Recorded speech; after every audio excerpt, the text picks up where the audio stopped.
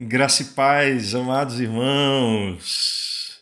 Irmãos, como eu estou feliz em estar aqui de volta com vocês, tá? Para que a gente possa juntos realizarmos ou darmos continuidade à leitura orante dos Salmos.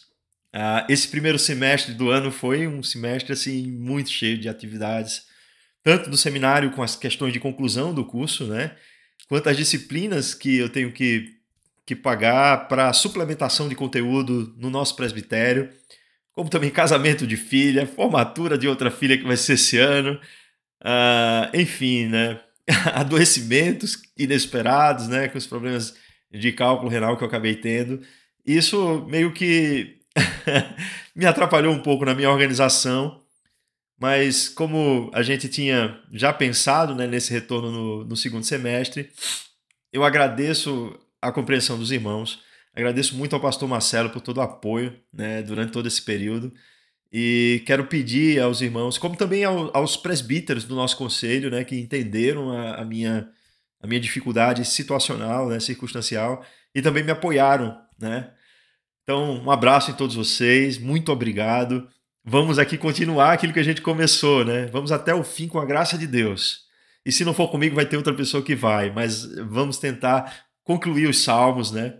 E se não me falha a memória, meus irmãos, que é uma coisa que eu também, por questões atencionais, não tenho tão bem assim, que é a memória, mas os irmãos, para mim, eu acho que a gente parou no Salmo 58. E aí, o que é que eu vou fazer? Eu vou continuar a partir do Salmo 59. Sejam bem-vindos, meus irmãos que estão chegando agora, minhas irmãs, sejam bem-vindas. A gente vai continuar a leitura orante dos Salmos. Eu estou muito feliz em estar aqui, tá? Vocês que estão entrando nesse momento. Eu peço por gentileza que você já tome a sua Bíblia no Salmo de número 59. Salmo de número 59. Esse é um salmo, amados irmãos, um pouco mais longo, é um salmo de 17 versos. Então, a minha proposição aqui é fazermos uma leitura apenas, tá? Vai ser uma leitura pausada, vai ser uma leitura bastante reflexiva. Vamos ter aquele momento de silêncio uma vez só, para depois meditarmos na palavra e fazermos aquilo que é a proposta desse momento, né? Que é orarmos juntos com a palavra de Deus. É por isso que tem esse nome de leitura orante dos Salmos, obviamente, né? Então eu peço ao irmão, peço à irmã que tome a sua Bíblia, o seu aplicativo da Bíblia no celular, um outro dispositivo móvel, para que a gente possa fazer juntos esse momento. Irmãos, eu vou confidenciar algo de muito especial assim para mim sobre a leitura orante. A leitura orante eu faço já desde muito tempo. Eu tenho mais de 10 anos que eu faço a leitura orante dos Salmos. E quando eu entrei no seminário, que eu descobri que lá eles faziam também, eu fiquei muito feliz. E eu vou explicar por quê. Porque para mim parecia algo que era muito relacionado às questões do livro de oração comum da igreja anglicana, né? Mas não, é algo que toda a igreja reformada faz. Eu descobri isso, eu fiquei muito feliz, né? Que em todo lugar do mundo tem crentes reformados que fazem a leitura orante dos Salmos e se apropriam desses conteúdos da leitura orante para a própria vida. E isso me deixou muito à vontade de compartilhar com os irmãos, não é? Com todo o apoio do nosso conselho, do nosso pastor, etc. Vamos lá, né? Salmo de número 59. Você já encontrou aí, já está com a sua Bíblia, está no lugarzinho, não sei se você tem esse lugar, né? Para que você possa realizar essa leitura de forma mais atencional, sem tanta distração. Então vamos fazer isso juntos agora. Tem aí um título: Súplica em prol de libertação. Súplica em prol de libertação. Eu vou explicar esse título depois, que ele tem muito a ver com o contexto que esse salmo foi posto e não tem tanto a ver com o salmo em si, mas é mais do contexto. E a gente vai entender o porquê. Quando a gente começar a ler, já vai ver de cara o motivo. Vamos lá. Salmo 59. Ao mestre de canto, segundo a melodia, não destruas. Hino de Davi, quando Saul mandou que lhe sitiassem a casa para o matar. Aqui. Livra-me, Deus meu, dos meus inimigos. Põe-me acima do alcance dos meus adversários. Livra-me dos que praticam a iniquidade e salva-me dos homens sanguinários. pois que armam ciladas a minha alma. Contra mim se reúnem os fortes, sem transgressão minha, ó Deus, ó Senhor, ou pecado meu. Sem culpa minha, eles se apressam e investem. Desperta, vem ao meu encontro e vê. Tu, Senhor, Deus dos exércitos, és o Deus de Israel. Desperta, pois, e vem de encontro a todas as nações. Não te compadeças de nenhum dos que traiçoeiramente praticam a iniquidade. Ao anoitecer, uivam como cães à volta da cidade, alardeiam de boca, em seus lábios há espadas, pois dizem eles: quem há que nos escute? Mas tu, Senhor, te rirás deles, zombarás de todas as nações. Em ti, força minha, esperarei, pois Deus é o meu alto refúgio. Meu Deus virá ao meu encontro com a sua benignidade. Deus me fará ver o meu desejo sobre os meus inimigos. Não os mates, para que o meu povo não se esqueça. Dispersa-os pelo teu poder e abate-os, ó Senhor, escudo nosso. Pelo pecado de sua boca, pelas palavras dos seus lábios, na sua própria soberba sejam enredados, e pela abominação e mentira que proferem. Consome-os com indignação, consome-os de sorte que jamais existam, e se saiba que reina Deus em Jacó até aos confins da terra. Ao anoitecer, uivam como cães à volta da cidade, vagueiam à procura de comida, e se não se fartam, então rosnam. Eu, porém, cantarei a tua força, pela manhã louvarei com alegria a tua misericórdia, pois tu me tens sido alto refúgio e proteção no dia da minha angústia. A ti, força minha, cantarei louvores, porque Deus é o meu alto refúgio, é o Deus da minha misericórdia.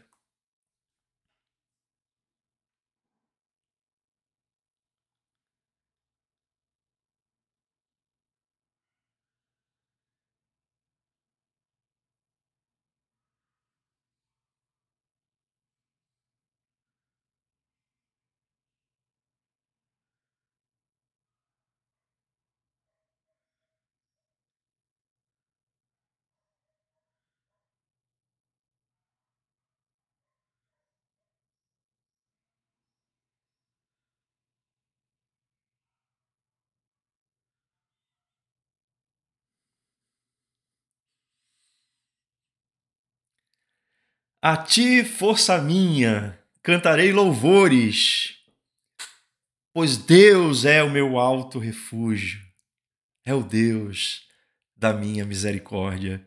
Que poema lindo, né, meus irmãos? Que oração maravilhosa.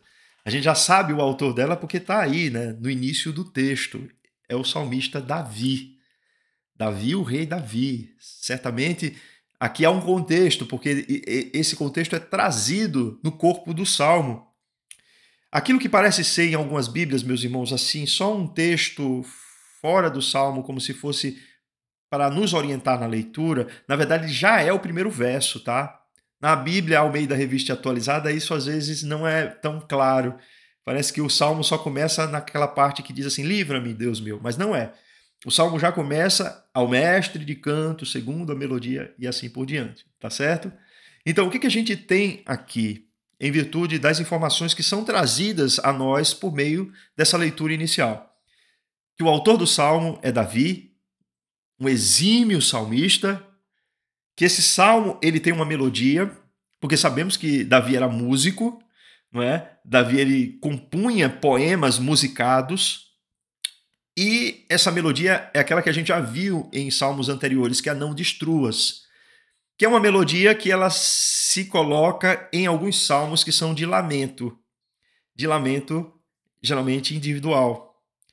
E aí a gente tem aqui, pelo menos, já uma característica desse salmo, que ele é um salmo de um gênero literário que é o salmo de lamento.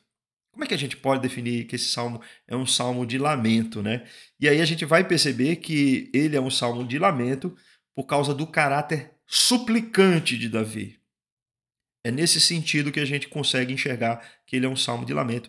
E acima também a gente tem essa melodia que era usada em salmos de lamento. Mas aqui há um contexto, veja só, hino de Davi, quando Saul mandou que lhe sitiassem a casa para o matar. Aí eu não sei se os irmãos vão lembrar desse momento, né? Está lá no primeiro livro de Samuel, lá no capítulo 19, versículo 11. Exatamente essa ação de Saul para mandar matar Davi. Só que esse momento tem um contexto. E eu gostaria de recordar esse contexto aos irmãos para que a gente entenda o título que foi colocado. Súplica em prol de libertação. O que acontece? Saul havia reunido os seus oficiais e dentre as pessoas que estavam nessa reunião estava Jonatas também. Isso é lá no início do capítulo 19, tá? E Jonatas estava ouvindo tudo aquilo que o seu pai, o rei Saul, falava. E Saul falou expressamente que iria matar a Davi. Só que o que acontece? Jonatas e Davi, eles eram amigos. Eles tinham uma afeição. Eles eram pessoas que tinham proximidade, no sentido de amizade. E nada além disso, tá? Era um amor fraterno, um amor de amizade, nesse sentido. E aí o que acontece? Em se sabendo que o pai ia matar o seu amigo Davi, o que fez Jonatas? Ele foi até Davi e informou: olha, Davi, o meu pai planeja te matar. Ele planeja te matar. Só que Jonatas, ele não apenas foi ali avisar a Davi de tal intento do seu pai. Jonatas, ele foi ali para dizer também algo a Davi. Davi, eu vou até meu pai e eu vou interceder por você.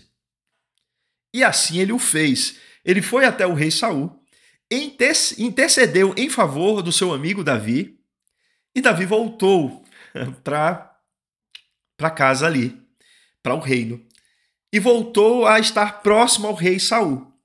Só que num desses momentos em que Davi, vejam só, Davi tocava instrumentos de cordas para o rei Saul acalmar a sua alma. O argumento de Jonatas para que o pai não fizesse nada a Davi foi o seguinte: meu pai, Davi não cometeu nada contra ti. Pelo contrário, né? Ele te livrou da mão dos filisteus, etc. Então, assim, não há pecado em Davi contra ti, para que tu faças tal mal ao teu servo Davi. Então, assim, acabou que isso convenceu por momento a Saul. Então, quando Saul chama Davi de volta, Jonatas o leva até lá, e ele volta a tocar instrumentos, cantar músicas para o rei Saul se acalmar. Num desses momentos, a Bíblia diz que um espírito maligno se apoderou de Saul. E daí Saul tomou uma lança em mãos e quis encravar essa lança em Davi para o ferir, para o matar, apertando-o contra a parede. Só que Davi se esquivou desse golpe. E o que Davi fez? Fugiu para sua casa. Só que o que acontece? Em se sabendo que Davi estava em sua casa, o rei ordenou que fosse sitiada essa casa e que Davi fosse pego para que Davi fosse morto. Mical, que era esposa de Davi, era também filha de Saul. E o que Mical fez? Sabendo disso, também avisou a Davi. Falou para Davi: Davi, a gente precisa fugir, você precisa sair daqui. Por quê? E ela falou: Saul, ele vai sitiar a tua casa e vai te tomar para a morte, vai te pegar para te matar. E aí é nesse contexto que a súplica de Davi acontece, que é uma súplica por libertação, por livramento de Deus, em face de que Saul estava tentando o matar e tinha enviado pessoas, ou iria enviar pessoas para sitiarem a casa de Davi, sitiarem e ficarem ao redor da casa, para que pudessem tomar posse de Davi e levá-lo ao rei para ser morto. Então a gente tem esse contexto aqui, tá? Esse é um salmo de uma poesia muito bela, meus irmãos. Existem aqui equivalências de ideias que a gente vai perceber no salmo. Depois eu vou tentar explicar um pouco melhor essas equivalências de ideia. Mas existe aqui um refrão que ele é um refrão de confiança. Embora seja um salmo de lamento, embora seja um salmo que evoque assim uma súplica do salmista para uma ação de intervenção de Deus contra os seus inimigos, a gente vai perceber, tanto aí, se você conferir na sua Bíblia, no verso de número 9, quanto no verso de número 17, esse refrão. Em ti, força minha, diz o salmista no verso 9, esperarei, pois Deus é o meu alto refúgio. E aí, no verso 17, a ti, força minha, cantarei louvores, porque Deus é meu alto refúgio. E aí ele continua, é o Deus da minha misericórdia. Percebe-se aqui uma confiança do salmista, não é verdade? Mas existe também outro paralelismo, e depois eu vou explicar melhor, que está aqui, vejam só, no anoitecer. Ao anoitecer, que está no início do verso 6, há uma representação dos inimigos de Davi como sendo cães. E no verso também 14, que se diz, ao anoitecer, esses inimigos também uivam como cães à volta da cidade, ou seja, estavam sitiando, ali planejando, arquitetando, fazendo coisas na espreita para que pudesse Davi ser morto, ser assassinado. Então, há aqui também uma combinação literária na estrutura do texto. Como é que esse texto está dividido, irmãos? Se você for aí do verso 1 até o verso 10, né, a gente vai perceber claramente que há uma súplica, uma oração de livramento, por livramento de Davi. Ele se reporta a Deus pedindo que Deus o livre, porque na consciência de Davi ele não havia feito nada que pudesse ser motivo para que Saul agisse de forma como estava agindo com ele, né? Não existia assim nada que ele houvesse feito a Saul que justificasse a ação de Saul contra ele para o matar. Era uma perseguição que ele não conseguia entender o motivo causal, né, do porquê Saul estava querendo fazer isso com ele. Então ele se reporta a Deus dizendo assim, Senhor, sou inocente disso. Não é que ele estivesse se colocando diante de Deus como um ser humano inocente, que não tem pecado. Não é isso, meus irmãos. É preciso entender o contexto. E aí a gente tem uma segunda parte do Salmo, que é óbvio que é a continuidade do Salmo, que vai do verso 11 até o verso 17. E o que a gente tem? A gente tem aí Davi tratando em relação aos seus inimigos e expressando o desejo do seu coração de que esses inimigos eles pudessem ser punidos pelo mal que eles estavam empreendendo contra ele. E aí ele vai trazendo sobre as punições desse inimigo, né? Observem aí que essa é a dinâmica do texto. Mas o refrão é, pois a ti, ó Deus, né? A ti, tá aí, né? A ti, força minha, cantarei louvores, porque Deus é o meu alto refúgio, é o Deus da minha misericórdia. É isso que eu quero trazer já de início para os irmãos, para que vocês possam entender. A despeito das perseguições, a despeito das dificuldades que venhamos a encontrar, meus irmãos, a nossa confiança em Deus, ela é estrutural para a nossa vida. A gente pode enfrentar muitas e muitas dificuldades, não é? Alguém pode dizer para nós, vocês vão enfrentar dificuldade, tal, não sei o quê, como disse Ágabo, eu acho que foi Ágabo, disse a Paulo, né? E Paulo disse, não, eu sei que eu vou enfrentar dificuldades, não há dúvidas em relação a isso, uma vez que eu sirvo a Deus. Jesus Cristo falou sobre isso, né, meus irmãos? Disse que os discípulos dele enfrentariam perseguições e dificuldades. A questão é como nós enfrentaremos. Não é se enfrentaremos, porque iremos enfrentar. Iremos enfrentar porque esse mundo é um mundo caído, meus irmãos. É um mundo em que o pecado habita. O mundo jaz no maligno. Então a gente tem um sistema corrompido nesse mundo que age contra as coisas que são relativas a Deus, especialmente ao Evangelho de Cristo Jesus. E se nós erguemos a bandeira do Evangelho, meus irmãos, somos vistos e, de alguma forma, seremos perseguidos. Essa é uma lógica que é irrefutável. A igreja sempre viveu assim durante toda a história, não vai ser diferente conosco. Não há em nós, meus irmãos, quaisquer características que possa ser para nós motivo de não enfrentarmos esse tipo de oposição. Pelo contrário, a nossa identificação com Cristo nos faz enfrentar esse tipo de oposição, tá? Então vamos, meus irmãos, agora degustarmos o texto, né? Ponto a ponto, entendermos algumas coisas que são importantes não só para compreensão, mas para que Deus possa aplicar a sua palavra em nosso coração, trazendo-nos confiança. Esse é um salmo de lamentação, mas eu entendo, meus irmãos, que no fundo, não contrariando, né, os estudiosos da palavra de Deus, mas dizendo assim que há uma confiança latente no salmo, que ela se apresenta em dois momentos de maneira muito explícita e a gente vai entender. Vamos lá, né?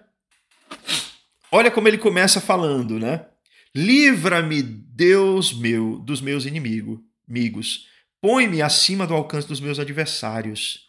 O que ele está dizendo aqui é: Senhor, me transporta para uma condição, um lugar em que esses adversários não prevaleçam contra mim.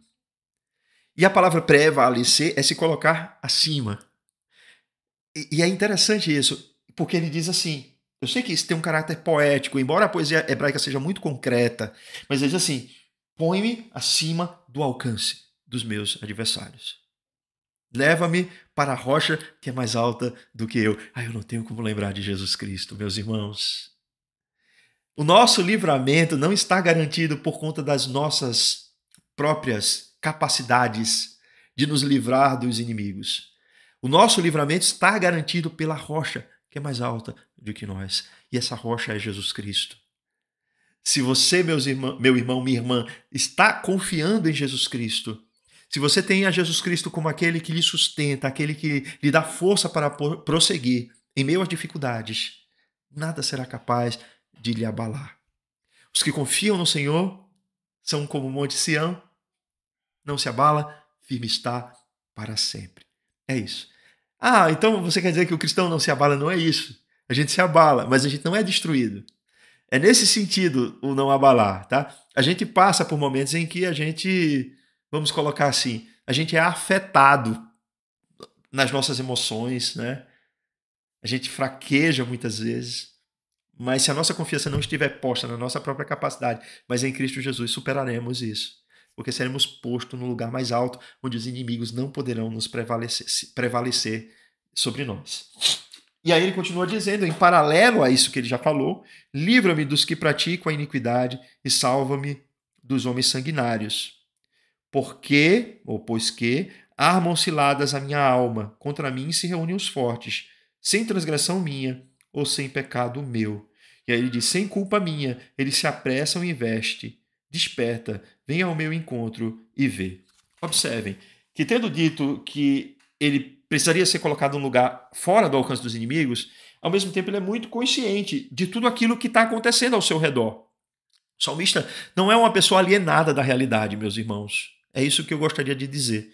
A gente precisa ter uma consciência de que Deus não quer que nós sejamos inocentes no sentido mais de bobo em relação às coisas que estão à nossa volta. Não é o tipo de pessoa que não percebe o mal, mas é o tipo de pessoa que percebe o mal, mas não se deixa ser vencido por esse mal, confiados em Deus. Ou confiadas em Deus, no caso de pessoas, tá? Então, assim, observem, né? Ele fala que esses inimigos são homens sanguinários. O que ele quer dizer com isso? Ele quer dizer que são homens que pleiteiam a sua morte, que desejam vê-lo morto, que desejam ver o seu sangue derramado. São homens sanguinários, são assassinos. E eles armam ciladas a minha alma. Entendam isso aqui, meus irmãos. Quando no Antigo Testamento a gente está falando especialmente de alma, a gente está falando da parte material do ser humano, não. A gente está falando do todo, a gente está falando da vida, tá? Toda vez que você lê a palavra alma, não traduza sob uma perspectiva filosófica platônica de alma como algo meramente espiritual no Antigo Testamento. Ele está sendo tratado aqui como a própria vida. Armam ciladas contra a vida do salmista. E aí fica claro isso nos versículos consecutivos. Contra mim se reúnem os fortes, sem transgressão minha. Ó Senhor, ou pecado meu, sem culpa minha. Eles se apressam e investem. O que ele está dizendo aqui é que não uma nem duas, várias vezes isso aconteceu com ele. E estava acontecendo novamente. E no caso específico do que acontecia com Saul, ficou claro a Davi que ele não havia feito nada assim que fosse, entre aspas, né, motivo para que Saul agisse da forma como estava agindo contra ele. É nesse sentido a inocência. Irmãos, nós não somos seres sem pecados. Mesmo que regenerados na pessoa bendita de Jesus Cristo por meio do seu sacrifício, ainda assim, meus irmãos, há uma luta interior que o apóstolo Paulo fala em suas cartas, que o espírito milita contra a carne, né? Ele fala da obra da carne, a obra do espírito. Há uma luta interior dentro de nós. E a gente precisa entender que em meio a essa luta, o pecado ainda habita a nossa vida, né? O velho Adão, a Bíblia chama assim, né? Ou a natureza carnal do ser humano. Então, essa luta existe dentro em nós, embora regenerados, tá? Isso não deixou de acontecer. Mas só que hoje, em Cristo Jesus, a gente tem o antídoto para que isso não prevaleça, que é o Espírito Santo de Deus habitando a nossa vida. Então, assim, temos sim pecado, mas algumas vezes somos tratados de forma ostensiva, né, por coisas que não fizemos de errado. E essa injustiça também aconteceu à pessoa bendita de Jesus Cristo, né? Então a gente não pode se achar os coitadinhos, as vítimas, e não é assim que Davi está se reportando, não é com coitadismo, não é com vitimização, não é tadinho de mim, Senhor, eles estão fazendo mal para mim. Não, ele está falando com clara consciência de que ele não fez isso, não fez nada de mal que fosse motivo pelas leis do povo de Deus para que ele pudesse receber a paga com a sua morte. Não é isso que acontecia. E aí ele fala assim em tom de emergência, de urgência. Desperta, vem ao meu encontro e vê. É um clamor do salmista aqui. Irmãos, muitas vezes a gente precisa fazer esse tipo de oração, né? Senhor, vem depressa, eu não aguento mais. A coisa apertou de um jeito que já está muito difícil. Eu faço muitas vezes essa oração, meus irmãos. Senhor, vem depressa, vem, ó Deus. E aqui é o Deus da aliança. Senhor, segundo a tua aliança realizada por teu Filho na cruz, Jesus Cristo, vem me socorrer. É isso. E aí ele continua dizendo, tu, Senhor, Deus dos exércitos. Continua falando a palavra Senhor como Deus da aliança, que é o Deus dos exércitos, é o Todo-Poderoso, aquele que governa sobre os exércitos celestiais, sobre os exércitos da terra. És o Deus de Israel, ou seja, é um Deus que tem um relacionamento pessoal com o povo. Desperta.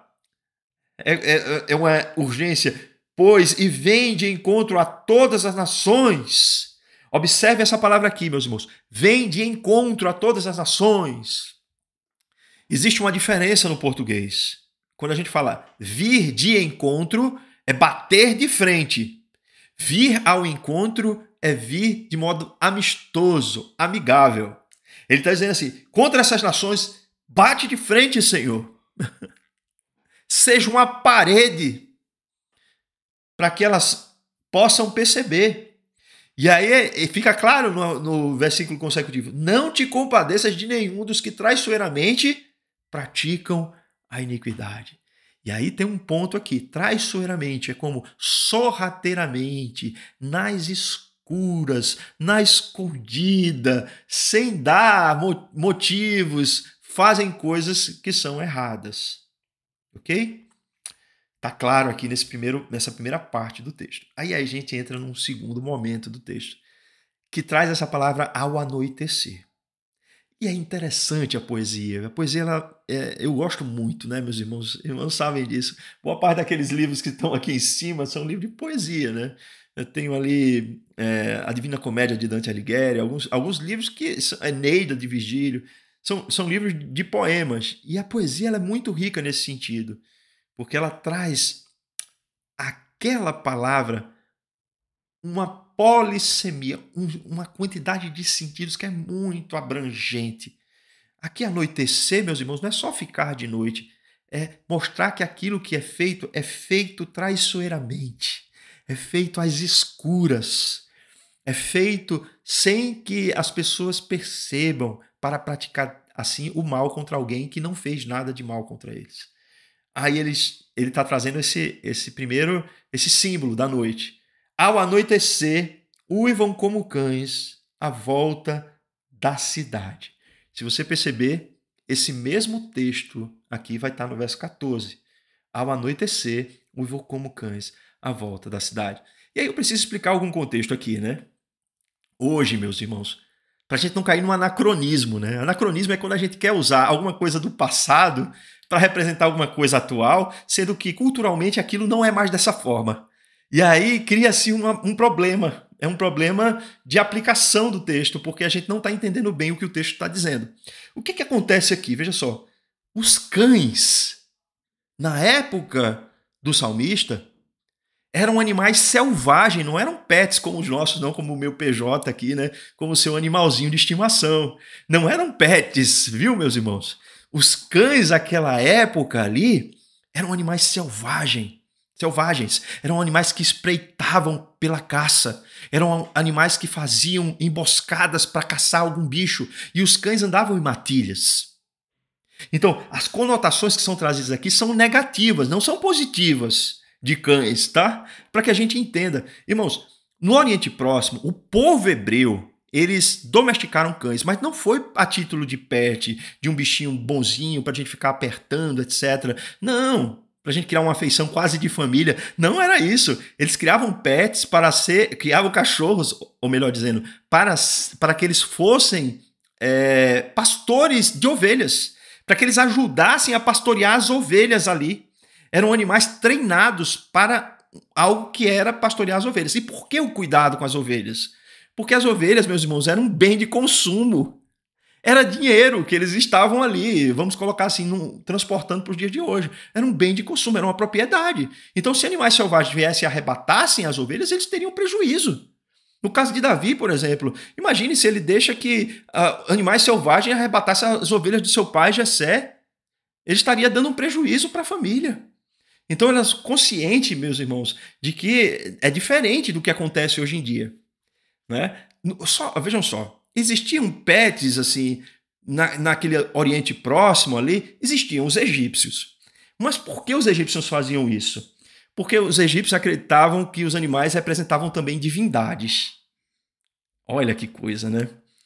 Representavam. Se você perceber, muitas divindades egípcias, Osíris, Ísis, tem uma representação chamada de zoomórfica. O que é zoomórfica? Tem características de animais. É por isso que o apóstolo Paulo, lá no primeiro capítulo de Romanos, ele disse que, assim, que os idólatras subverteram a glória do Deus incorruptível à semelhança da criatura corruptível. Portanto, são indesculpáveis. Não é? Então não dá para fazer um paralelo direto assim dos cães daquela época com os cães de hoje, né? É que esses cães aqui têm uma conotação negativa, tá, meus irmãos? Que fique claro isso. Que está falando, e a gente vai perceber, dos inimigos de Davi. Observem, à noite uivam como cães à volta da cidade. É como se eles estivessem se comunicando para criar ali uma emboscada, né? Alardeiam de boca em seus lábios a espada. Quando se fala em seus lábios a espada, quer dizer a violência. A gente já leu num dos salmos anteriores, que os dentes são como espadas amoladas, como facas amoladas, como lâminas. Isso quer dizer agressividade, violência, meus irmãos. Pois dizem, quem há que nos escute? Isso aqui é interessante, meus irmãos. Porque vejam só, o que eles estão dizendo assim? Ninguém vai ser por esse que nós estamos perseguindo, porque ninguém é capaz de saber o que estamos tramando. Que tolice, né, meus irmãos, dos nossos inimigos, daqueles que buscam fazer-nos o mal, porque assim, Deus está vendo tudo. Não se preocupe, meu irmão, minha irmã, com alguma perseguição que você esteja sofrendo, mesmo que você perceba alguma coisa só de maneira parcial, não saiba o que está acontecendo. Porque Deus está tomando conta de tudo, Deus sabe, Deus toma ciência de tudo. O salmista disse, dia e noite para ele é a mesma coisa, não há o que se possa esconder de Deus. Então fique tranquilo, fique tranquila. E aí temos aqui mais uma coisa no salmo que é interessante, a risada de Deus em relação a esses que acham que agem sem que Deus possa tomar ciência do que eles fazem. Observe aí, mas tu, Senhor, te rirás deles, zombarás de todas as nações. Irmãos, a mais absoluta tolice é a gente ou alguém fazer alguma coisa acreditando que Deus não sabe. Meu irmão, minha irmã, antes que a palavra saia da nossa boca, Deus já sabe. O que se passa em nossos pensamentos, não só os nossos, mas os pensamentos dos ímpios, Deus já sabe. Deus é onisciente. Isso é um dos atributos transcendentes de Deus. Ninguém mais é. Não há espírito maligno que seja. Somente Deus é onisciente. Somente Deus sabe o que se passa dentro de nós. Então não há nada que se possa fazer sem que Deus não tome ciência disso. Então, quando as pessoas agem dessa forma, meus irmãos, Deus ri, Deus zomba, Deus diz, coitados, acham que sabem que eu não saiba, que eu não sei do que eles estão tramando. Não é? Observe agora o que diz agora na outra parte do texto, né? No verso 10, meu Deus virá ao meu encontro com a sua benignidade. Deus me fará ver o meu desejo sobre os meus inimigos. Ele disse sobre os inimigos, lá no versículo 5, que Deus vem de encontro a essas nações. Vai bater de frente. Mas agora, no verso 10, ele diz assim, meu Deus virá ao meu encontro. Deus virá me proteger. Deus virá para tomar partido por mim. Deus virá se vingar daqueles que fazem esse tipo de ações malignas. É isso que o salmista está dizendo. Deus me fará ver o meu desejo sobre os meus inimigos. E aí ele detalha, meus irmãos, que desejos são esses. Ele diz assim, não os mates, para que meu povo não se esqueça. Ele está falando do povo de Deus, né? Ele está falando daquele que é o Deus de Israel, que zela pelo seu povo. Não mate esses inimigos, esses que às vezes saem até do meio do povo, mas não são povo, e que lutam para que aquilo que Deus determinou não aconteça. Debalde o fazem, porque Deus é aquele que abate-os. Ele diz assim, não os mate, para que meu povo não se esqueça. Dispersa-os pelo teu poder e abate-os. Ó Senhor, não é escudo meu apenas. Observem isso, meus irmãos. Ó Senhor, escudo nosso. Deus protege o seu povo. Deus é aquele que se interpõe entre nós e aqueles que desejam nos destruir. Pedro falou que o inimigo anda ao nosso derredor, bramando como se fosse um leão, né? Buscando a quem possa tragar. Mas temos, né, ao nosso redor, não ao nosso derredor, o Deus que nos sustenta, o Deus que nos protege, o Deus que nos livra do mal. E aí ele continua falando desses inimigos, pelo pecado de sua boca, pelas palavras dos seus lábios, na sua própria soberba sejam enredados, e pela abominação e mentira que proferem. Está dizendo que esses inimigos são pessoas maledicentes, são pessoas que levantam falso testemunho contra o próximo, quebrando o mandamento de Deus. São pessoas que por sua conduta, merecem, né, a ação da justiça de Deus sobre as suas vidas, porque não se arrependem dos seus atos, mas vivem de maneira contumaz no pecado. E aí ele replica dizendo, né, sobre a ação de Deus contra esses. Consome-os com indignação, consome-os, de sorte que jamais existam, e se saiba que reina Deus em Jacó até os confins da terra. O salmista está dizendo assim, de uma vez por todas, eles saibam que existe um Deus que guarda o seu povo, e eu sou parte desse povo que Deus escolheu. Então não tema, meu irmão, não tema, minha irmã, porque maior é o que está em nós do que o que está no mundo. Deus nos guarda, Deus nos protege. Deus vivifica a nossa alma abatida. É esse Deus. É por isso que eu digo, é um salmo de lamento, mas, nossa, meu irmão, minha irmã, isso é um salmo de confiança, sobretudo. Repete-se no verso 14, né, criando um paralelismo com o verso 7. Ao anoitecer, uivam como cães à volta da cidade. Aí ele traz alguma coisa assim. Vagueiam à procura de comida e não se fartam. Então rosnam. Ou seja, meus irmãos, quem pratica o mal é insatisfeito. Há descontentamento no seu coração. E por mais mal que pratiquem, mais mal desejam praticar. É um abismo chamando outro abismo. É um problema insolúvel. Se não for a misericórdia de Deus transformando o coração do pecador, esse abismo continuará sugando mais e mais essa pessoa para o inferno. É por isso que precisamos orar, meus irmãos, pedindo a Deus por pessoas para que Deus age em seus corações, porque o próprio mal as destruirá. As pessoas desejam, rosnar aqui é raiva, é insatisfação, aqui é raiva, é no sentido de que por mais que eles busquem fazer o mal, nunca se saciam. Não há saciedade, diferente da vida do crente, em que há contentamento. A despeito das dificuldades, sabemos que podemos confiar em Deus.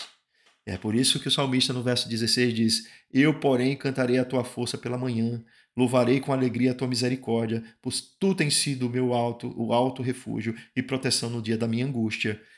Há algo novo acontecendo aqui de um elemento importante, pela manhã. Por quê? Porque isso faz contraposição à noite, a esse momento de dificuldade. Pela manhã é um símbolo daquilo que Deus traz de presente gracioso para as nossas vidas, né? Não fazemos com que amanhã surja, né? Mas amanhã surge para mostrar que Deus é benevolente para conosco. Sabe aquele salmo que diz assim que o choro pode durar uma noite, mas a alegria vem ao amanhecer? É isso. É isso. Deus, ele demonstra o seu amor para conosco, concedendo graça e favor da sua parte às nossas vidas. Então a misericórdia de Deus se renova todos os dias. Não somos destruídos por conta dela. Amanhã vem trazer esse caráter gracioso de Deus para conosco. Eu, porém, cantarei a tua força. E aí, o cantar é uma expressão da alma, é uma expressão de gratidão, de uma vida que percebe o cuidado e o zelo de Deus por ela. Pela manhã louvarei com alegria a sua misericórdia, porque tem sido o nosso alto refúgio, tem sido o alto refúgio e proteção no dia da angústia. Dá pra gente cantar junto com ele, dizendo assim: Tu tens sido meu alto refúgio, minha proteção no dia da angústia. Meu irmão, minha irmã, quantas vezes você passou por situações difíceis e Deus foi com você, seu alto refúgio. Deus demonstrou de maneira maravilhosa a misericórdia para contigo. Então não se desespere, não fique atordoado em meio às dificuldades que se apresentam, porque Deus é o seu alto refúgio, é o meu alto refúgio, é o alto refúgio do seu povo. E por fim, meus irmãos, ele termina dizendo: A ti, força minha, cantarei louvores, porque Deus é o meu alto refúgio, é o Deus da minha misericórdia. Irmãos queridos e amados, que esse seja o nosso mote, né, durante todos os dias da nossa vida. Que possamos a Deus cantar louvores, exaltar o seu maravilhoso nome, porque ele tem sido o nosso alto refúgio, é o Deus da nossa salvação, é o Deus que nos livrou das consequências eternas do pecado, é o Deus que nos pôs os pés numa rocha, firmou os nossos passos, para que, cheios de alegria, possamos cantar louvores ao seu nome, porque Deus, a ele, cantarei louvores, porque Deus é o meu alto refúgio, é o Deus da minha misericórdia, é o Deus da nossa misericórdia. Que Deus, meus irmãos, nos abençoe. Vamos fazer uma oração ao Senhor. Deus, tu tens sido o nosso livramento, a nossa salvação. Por meio de Cristo Jesus nos puseste, Senhor, em um lugar seguro, um lugar alto em que os nossos inimigos não podem prevalecer contra nós. Cristo nos garantiu vitória, Senhor, de modo que nada pode nos separar do teu amor. Ajuda-nos, Senhor, a vivermos uma vida de confiança em Ti, a despeito daquilo que venhamos enfrentar de dificuldades, de tribulações, de aflições neste mundo. Lembrando sempre, ó Deus, que Tu estás do nosso lado, Tu és o nosso Deus, Tu és aquele que nos trata, mesmo sem merecer, como amigos. Ó Deus, em relação àqueles que tentam nos destruir, Senhor, aplica, Senhor, conforme a Tua justiça, o pago às suas ações, para que eles possam também se arrepender dos seus pecados, para que eles possam também, Senhor, se voltar para Ti, confiando, Senhor, naquilo que Jesus Cristo fez em sua obra salvadora na cruz. Sê conosco, ó Jesus, pois a Ti, Senhor, cantaremos louvores, porque Deus é o nosso alto refúgio. Tu, Senhor, és o Deus da nossa misericórdia. E a Ti oramos, no nome de Cristo Jesus. Amém. Queridos, até a próxima. Que Deus, o nosso alto refúgio, nos mantenha firmados em Cristo Jesus.